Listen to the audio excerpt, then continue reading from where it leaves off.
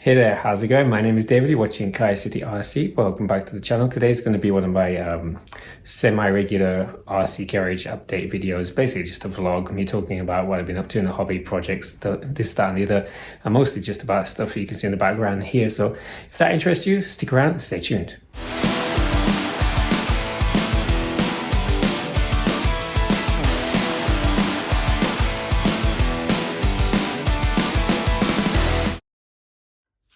Okay, let's get into it. Apologies from the get-go if ends up being really long. I always feel when I'm doing these vlogs that I'm talking way faster than I normally would be, just trying to keep the runtime of the video down to a minimum.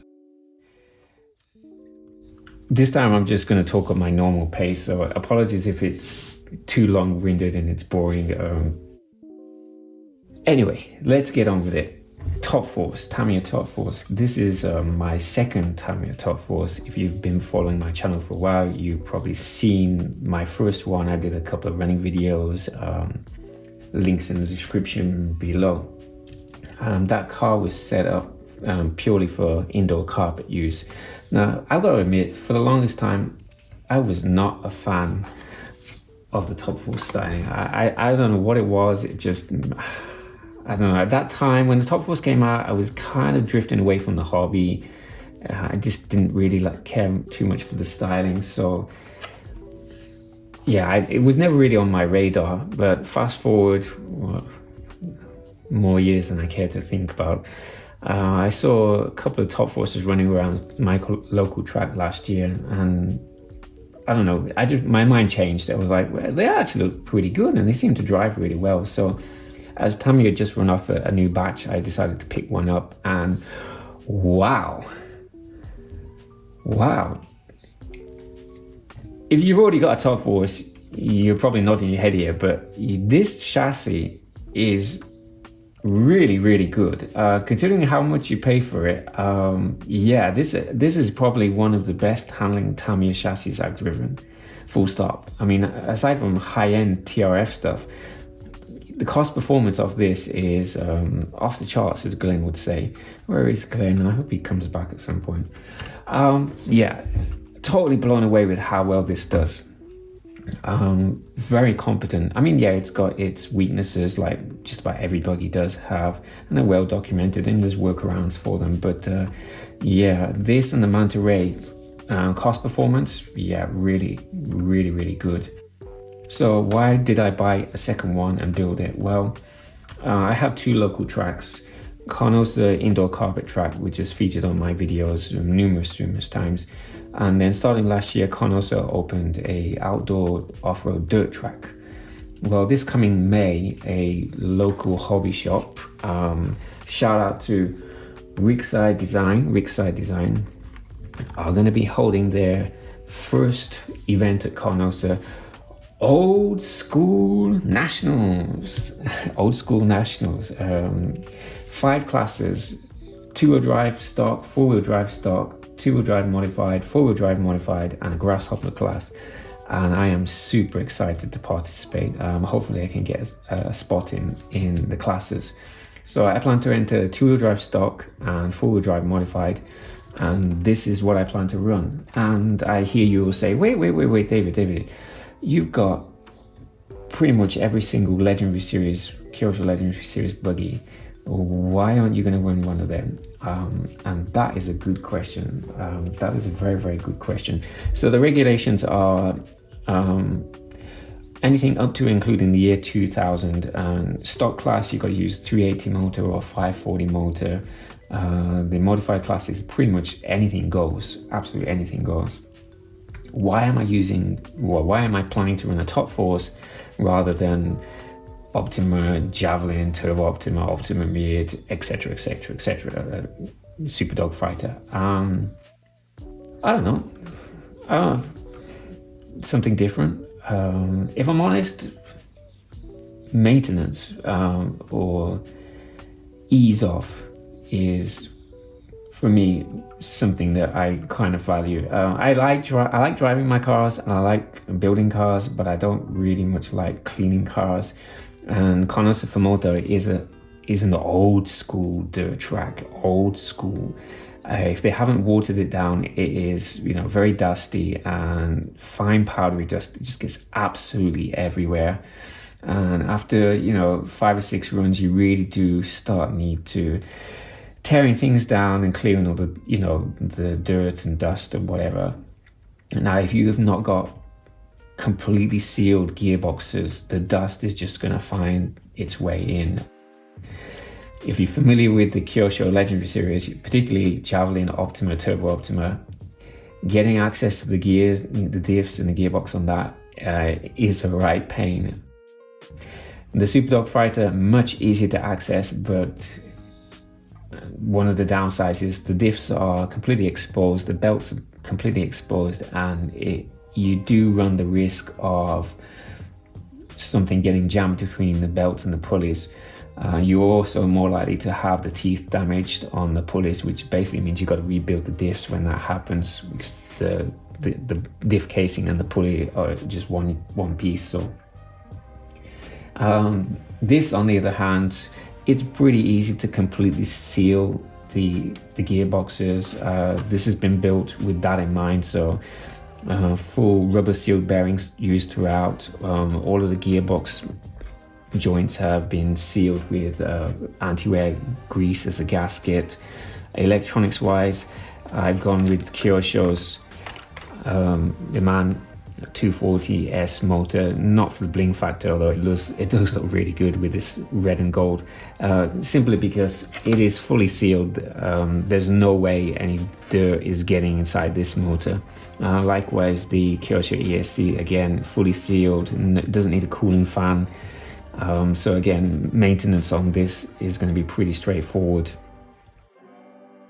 And this chassis, it really does perform really well. A few mods on it, most notably EXO design, carbon shock towers and rear brace at the back.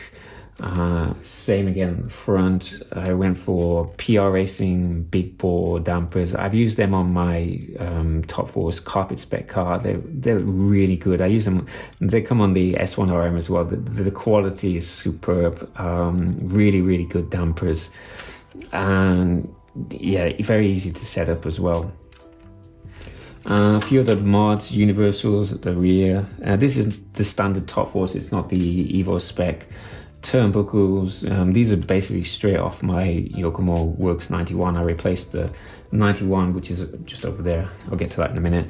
Replaced the turnbuckles on that with titanium ones, and then these were just a straight swap onto the Top Force. What else? Just a few other small bits and pieces, but nothing major.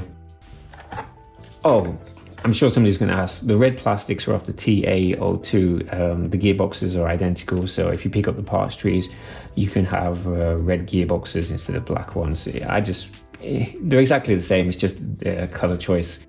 And then painted the body up in black and white. Somebody's asking about the wing. This is ABC Hobby wings designed to be fitted to the BBX. They do 3 different versions: a 80s style wing, a 90s style wing, which is this one, and then a 2000 style wing, which is much bigger. This is a 90s style wing. I would have liked to fit the standard Top Force one, but the mounting points for the rear wing mount, mine went blank there. Wing mounts just don't match with the pre-drilled holes on the Top Force wing. They're just about 1.5 mil or something out. Close enough, but not quite close enough. And I could try and figure out some like custom wing mount, but it's a nice wing and it suits the Top Force body, but it also tends to break and tear easily. So I just went with this one. So that's the Top Force. Hopefully I'll be able to enter this into the 4-wheel drive modified class. Again, it's completely open. It is for anything up to including the year 2000. So I'd imagine there's going to be some stiff competition, and we could be all sorts: lasers, Optima mids, Superdog Fighters, etc. So it'd be interesting to see what people choose. Anyway, moving on. Next we'll go with, again, apologies for this is going to be a long video. Next up, the Kyosho Ultima JJ.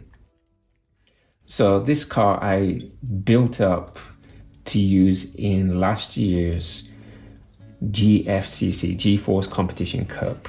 And I built two cars up, the Superdog Fighter and this, and then tested them both.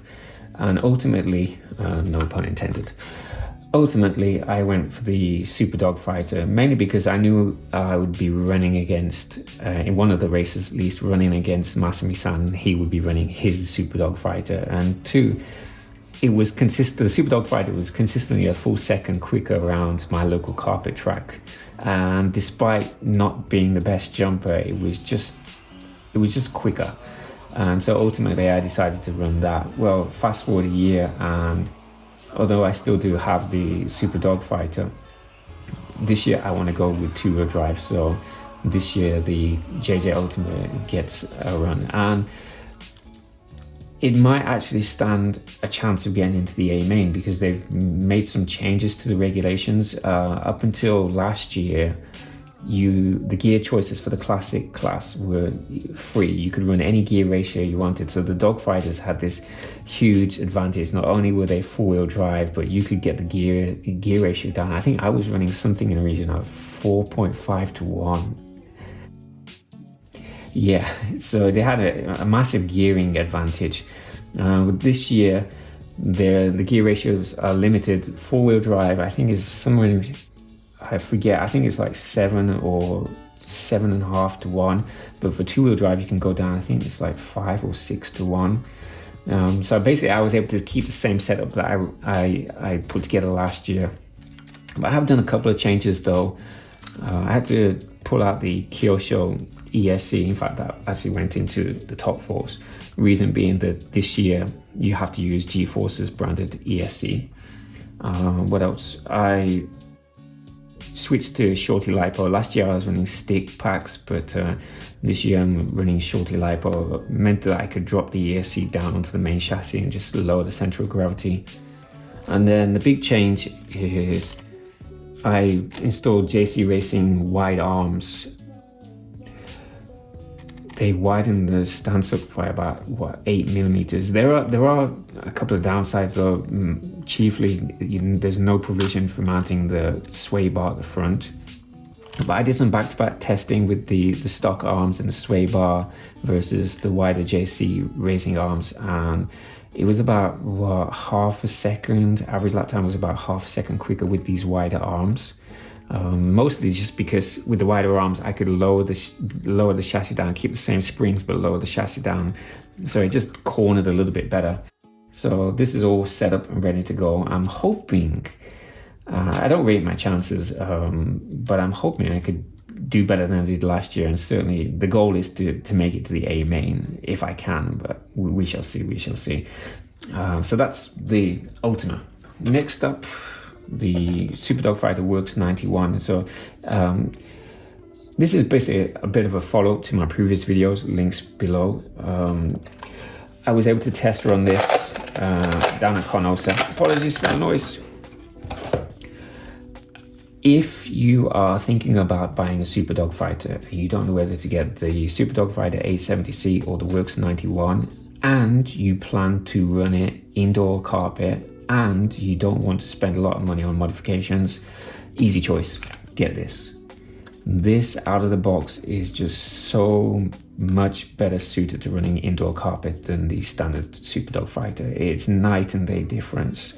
You don't need to do anything to it. As long as you set up with the correct oil, pistons, and get the springs right, this will perform really, really well.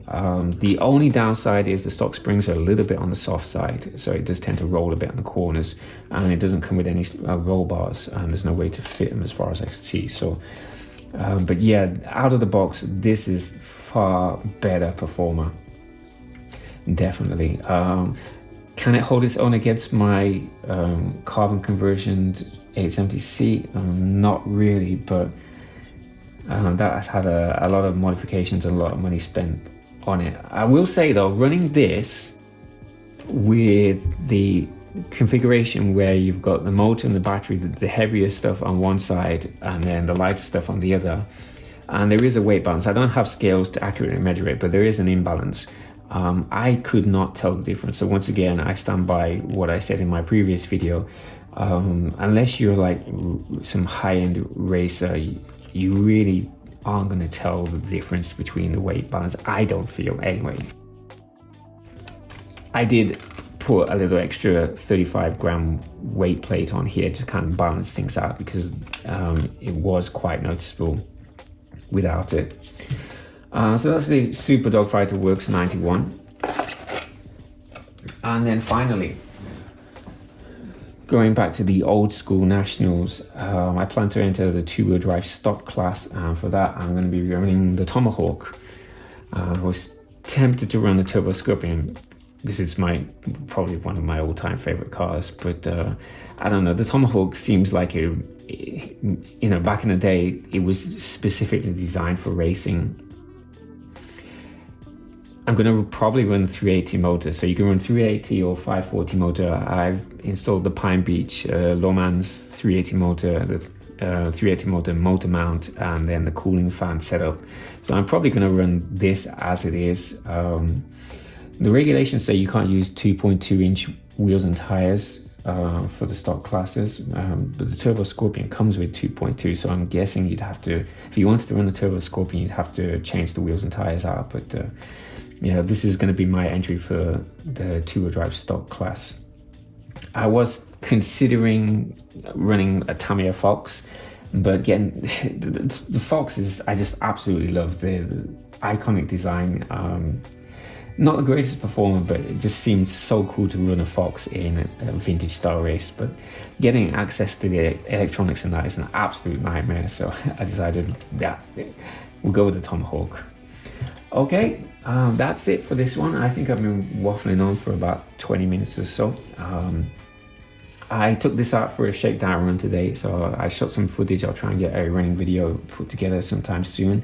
When the weekend rolls around, I'm going to take this to Carnosa Fumotto and do a few track tests, see how it drives. I've got to switch the tires out to regulation tires, so I'm just waiting on a set of wheels to come along. So anyway, yeah, that's it for this one. Thanks for watching, and I'll catch you in the next one.